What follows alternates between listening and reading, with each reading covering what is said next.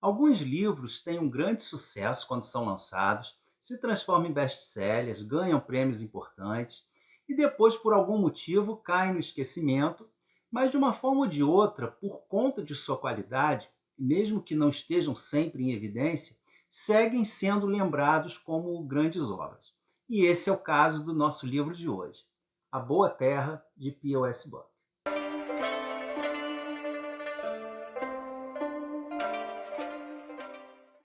Olá, eu sou o Carlos, sejam todos muito bem-vindos a mais um vídeo do canal Livros e E-Books.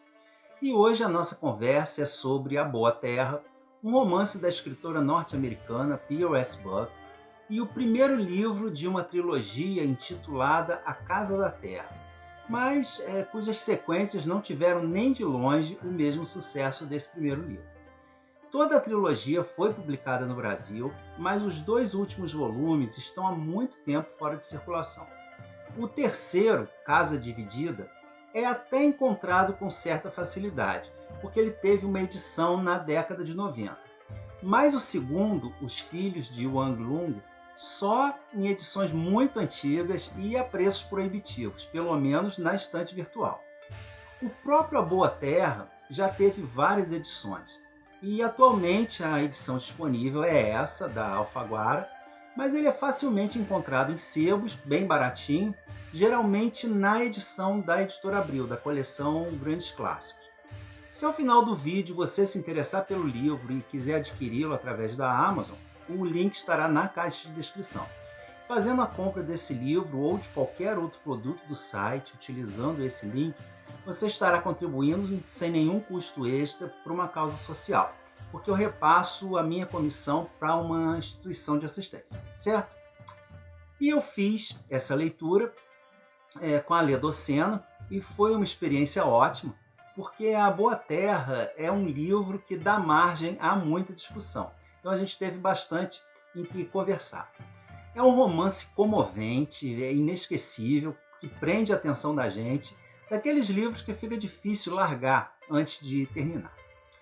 A autora de A Boa Terra é americana, filha de missionários religiosos, foi para a China com 3 anos de idade, cresceu lá, tendo um preceptor confucionista, até os 15 anos de idade, mais ou menos. Trabalhou por um tempo em um abrigo chinês para mulheres, voltou aos Estados Unidos para terminar os estudos, formou-se em psicologia, mas voltou para a China em 1914 para lecionar e cuidar da mãe doente. Lá ela se casou também com um americano e viveu no país até 1920, quando teve que sair por conta da Guerra Civil, mudando-se primeiramente para o Japão e depois voltando para os Estados Unidos, onde ela construiu uma carreira bastante prolífica. Ela tem mais de 100 livros publicados. E além disso, foi ativista pelos direitos das mulheres, da igualdade racial e uma grande divulgadora da cultura chinesa no país. E apesar de ter tentado várias vezes retornar à China, até sua morte em 1973, ela sempre teve o seu visto negado pelo governo comunista, que a considerava uma agente imperialista, pela imagem que ela passava do país. Só recentemente é que a autora vem sendo reabilitada no país, inclusive com a instalação de um museu na antiga casa em que ela morava, perto de Xangai. E A Boa Terra é considerada a sua obra-prima, foi lançado em 1931 e naquele ano e no ano seguinte foi o romance mais vendido nos Estados Unidos. Ganhou o Pulitzer e todo esse sucesso com certeza deve ter influenciado bastante na premiação da autora com o Nobel de Literatura em 1938.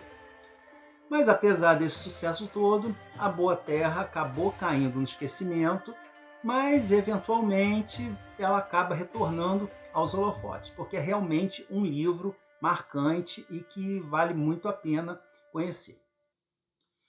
O livro retrata a vida de um camponês pobre, o Wang Lung, que nasceu, cresceu numa aldeia bem pequena.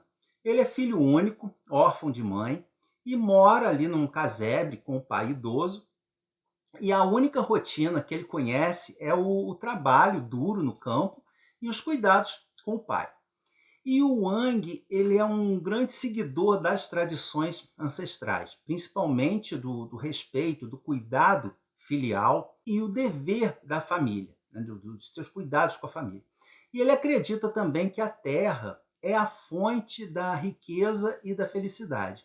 Em alguns momentos, até mais importante do que sua família e até mesmo do que os seus deuses. E ele acredita piamente que um homem não pode ser feliz afastado da terra. E com essa vida difícil, mesmo não tendo a intenção, ele chega à conclusão de que ele precisa se casar, porque assim terá uma mulher para fazer todo o serviço da casa, cuidar dele, do pai, e ele poderá se dedicar exclusivamente ao trabalho na lavoura. O local onde o Wang vive é uma espécie de feudo, né, controlado pela rica casa dos Huang, que é uma família de proprietários de terra, e é nessa casa que o Wang vai buscar a sua noiva, a Olan, que é uma escrava nessa casa, trabalha na cozinha. E a partir daí, o livro segue descrevendo a trajetória do Wang Lung e da sua família, passando por várias fases da vida, seus problemas, lutas, ambições e recompensas. E essa família vai passar por muitas e muitas situações bastante sérias, algumas desesperadoras, enfrentando desde graves catástrofes coletivas, como miséria, fome, guerras, até os pequenos problemas ali, situações familiares, né? Como uma filha especial, parentes aproveitadores, filhos rebeldes, conflitos conjugais, esse tipo de coisa comum em todas as famílias. A Boa Terra não tem um enredo central. E esses episódios vão se desenrolando ao longo de um tempo, né, sem que seja determinado o período exato em que eles acontecem. E algumas dessas situações são bastante angustiantes, principalmente um período de grande fome, depois de uma seca que destrói todas as plantações. E como essa população, né, vive muito na dependência ali da terra, do clima, da produção da terra. E é um relato muito pesado, são amigos se atacando uns aos outros em busca de um punhado de feijão, o desespero das crianças comendo barro para tentar matar a fome. É uma tragédia daquelas que desperta o pior do ser humano, chegando ao ponto de se cogitar o canibalismo. Então, é uma situação realmente desesperadora. Mas a família passa por essa situação e por outras mais, até que através de muito trabalho duro conseguem se reerguer. O Wang ganha dinheiro suficiente para comprar as terras da casa de Huang, que agora está praticamente em ruínas por conta dos gastos descontrolados e do vício no ópio.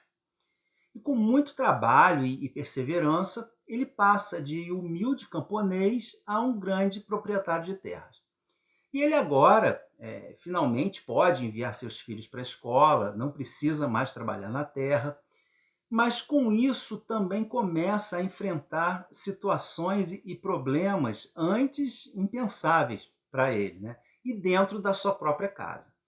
À medida que o Wang vai se tornando mais próspero, ele começa a ter outras necessidades.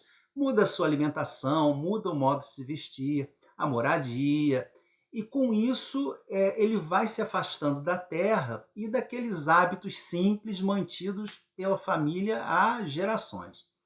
E surgem também os problemas decorrentes do excesso de facilidades na vida, como os vícios, a luxúria, a ociosidade dos filhos e tantos outros.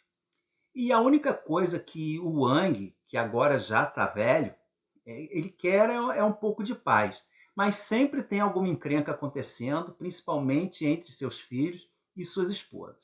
O livro é narrado em terceira pessoa, mas o foco é inteiramente nos pensamentos e nos sentimentos do Wang Lung.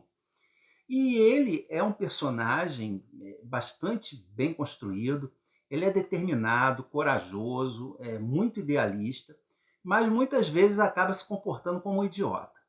É um daqueles personagens que nos causam compaixão, mas ao mesmo tempo nós temos vontade de dar uns socos na cara dele, especialmente por conta da forma como ele trata a esposa.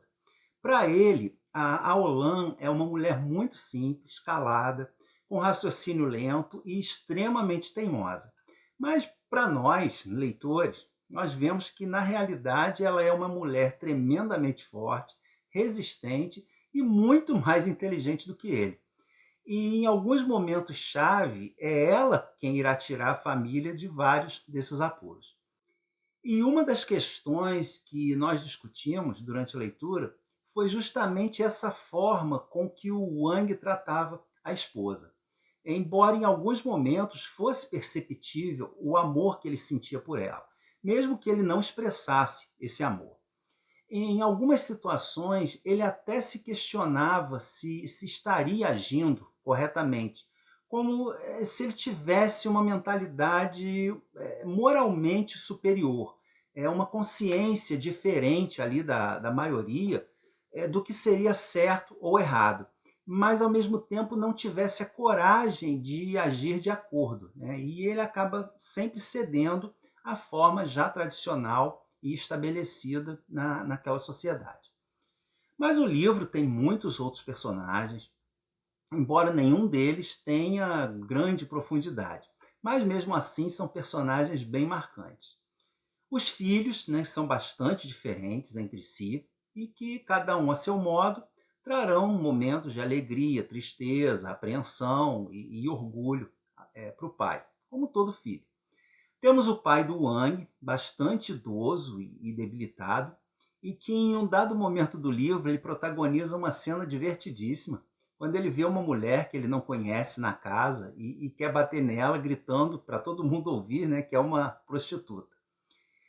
E esse pai tem um irmão, que é aquele parente totalmente inconveniente, que vai acabar se encostando lá na casa dele, tem uma mulher e um filho tão desprezíveis quanto ele, e esse outro núcleo familiar de agregados terá também uma importância bem grande no desenrolar da história.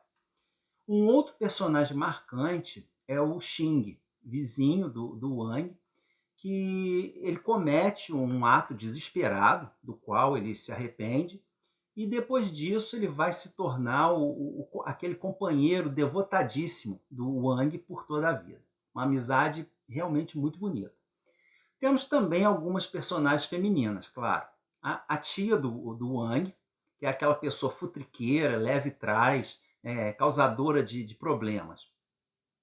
Temos a Lotus, que é uma prostituta mimada, por quem o Wang vai se apaixonar, e a Cuco, que é a criada dela, que também tem uma participação bem importante na história, e por fim a Flor de Pereira, que é uma menina escrava que na velhice do Wang acabará proporcionando a ele um pouco da paz, né, que ele tanto almeja conquistar.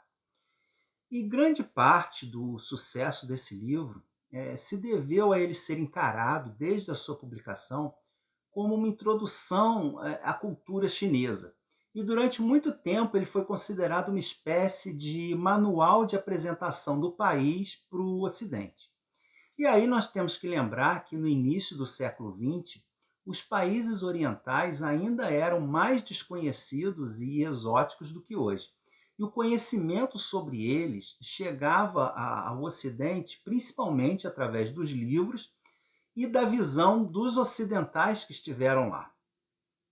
Mas basear o conhecimento sobre um país enorme, com séculos de história, como a China, através de uma obra literária escrita por um ocidental, é, no mínimo, um pouquinho temerário. Ainda mais se tratando de uma história que ocorre em um local específico da China, centrado em uma única família e em um período de tempo definido, embora não determinado. Seria algo assim, mais ou menos como considerar que, sei lá, Vidas Secas representa todo o Brasil, e não é o que acontece. É uma obra de ficção e nem mesmo pode ser considerada uma ficção histórica, porque em nenhum momento são citados nomes ou situações específicas que nos permitam situar com precisão os acontecimentos da obra em algum ano determinado. Ainda mais porque a história se passa durante quase toda a vida do Wang Lung, então é um período longo. Mesmo assim, em alguns momentos, temos alguns vislumbres de quando se passa essa trama. Em um dado momento, fugindo daquela seca terrível, muitos moradores da região decidem migrar para o sul do país, a princípio andando, até que ouvem falar dos vagões de fogo, um novo meio de transporte que poderia levá-los rapidamente até o sul, mediante uma pequena taxa, ou seja, os trens. E considerando-se que as ferrovias só se desenvolveram realmente na transição do século XIX para o XX, e que as pessoas aqui ainda não conheciam esse meio de transporte, dá para estabelecer que a história se passa aí nos primeiros anos do século XX. Em outro momento também são mencionadas guerras acontecendo em vários pontos do país, com populações pobres se revoltando contra as antigas casas nobres. E isso também foi uma marca da virada do século na China, com inúmeras revoltas populares e a guerra civil que anos mais tarde acabariam culminando na implantação do comunismo. E um outro ponto que talvez explique o enorme sucesso do livro no seu lançamento foi que isso aconteceu durante a Grande Depressão dos anos 30. E ele tinha essa mensagem, né, de determinação, de trabalho duro, que traz muito daquela visão capitalista que é tão cara aos americanos, né, da luta pela conquista da riqueza e de uma situação econômica invejável, ainda mais naquele momento. E isso também é o motivo do livro ter sido proibido na China comunista. Eles viam que, e o governo comunista via que esse livro de alguma forma exaltava o modo de vida capitalista. Em relação à escrita, eu gostei bastante. O livro tem uma linguagem bem diferente e um clima assim meio irreal, meio de sonho. Não que tenha nada fantasioso, mas por causa da narrativa, da forma de narrar da autora. Ela não se detém muito em explicações, em ambientação, ela simplesmente vai narrando a história e em vários momentos eu tinha a sensação até de que estava lendo um conto de fadas. Uma coisa meio estilizada, mas que combina muito bem com a narrativa. Como eu nunca li outra obra dela, não sei se isso é o seu estilo ou se ela fez especificamente por causa do tema do livro. E uma outra discussão muito forte em torno desse livro é a questão cultural. Que apesar de ter vivido na China por muito tempo e ser uma grande estudiosa dos assuntos chineses, a P.L. Buck não deixava de ser americana e de ter um olhar mais ocidentalizado da civilização chinesa. Embora em nenhum momento haja aqui alguma situação de preconceito ou de depreciação dos chineses. Pelo menos eu não vi aqui nada de estereotipado ou caricatural. A meu ver, ela não estava tentando promover uma visão de mundo ou passar alguma mensagem filosófica. Ela queria apenas contar uma boa história que, na verdade, poderia se passar em qualquer lugar do planeta. Os personagens podem ser chineses aqui, mas poderiam facilmente ter qualquer outra nacionalidade. Hoje em dia, talvez o problema maior desse livro seja o tratamento dado às mulheres, que é realmente totalmente deplorável. As meninas de classes mais baixas são vendidas como escravas ou dadas em casamento em que elas serão praticamente escravas dos maridos. Enquanto as de melhor condição têm os pés amarrados, né, para ficarem pequenos e são preparadas para casamentos vantajosos. De qualquer forma, o papel feminino nessa sociedade é bem definido, seja como trabalhadora doméstica ou como objeto sexual. E isso é colocado de forma tão natural que talvez até seja um empecilho para quem se incomoda com esse tipo de colocação, mesmo que esteja totalmente de acordo com o ambiente sociocultural em que a história se passa. E aí chegamos a um outro ponto. Em 1937, foi feito um filme baseado nessa obra, que aqui no Brasil ganhou o título de Terra dos Deuses, fez um grande sucesso, venceu 2 Oscars, concorreu a outros 3, mas que também foi alvo de duras críticas, principalmente por ter um elenco totalmente de atores ocidentais caracterizados como chineses.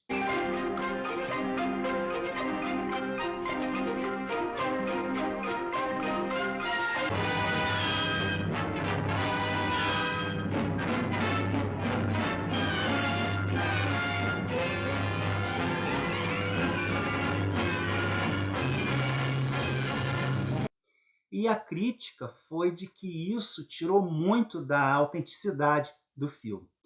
O fato é que A Boa Terra é um livro excelente e, mais do que uma obra que nos apresente uma China real, ele traz uma história interessantíssima, é muito bem escrito e proporciona muitas horas de puro prazer literário, daquelas obras realmente gostosas de se ler.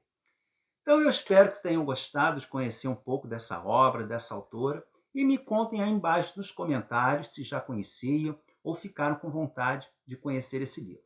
Não deixe também de dar sua curtida, de se inscrever no canal se ainda não for inscrito, tá bom? Muito obrigado a todos e a gente se vê no próximo vídeo.